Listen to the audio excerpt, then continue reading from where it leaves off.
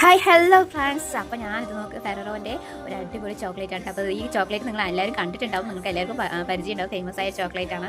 അപ്പോൾ ഈ chocolate കഴിച്ചിട്ടുള്ളവരൊന്ന് comment ചെയ്യണം കേട്ടോ. അപ്പോൾ ഞാൻ ഇതിൻ്റെ ലുക്ക്, അതിൻ്റെ കവറിങ് ഒക്കെ അടിപൊളിയാണ് കേട്ടോ, നല്ല ഭംഗിയുണ്ട് ഗോൾഡൻ കളറിലൊക്കെ ആയിട്ട്. അപ്പോൾ ഞാനൊന്ന് പൊളിച്ചിട്ട് അതിനെ കാണിച്ചു തരാം കേട്ടോ.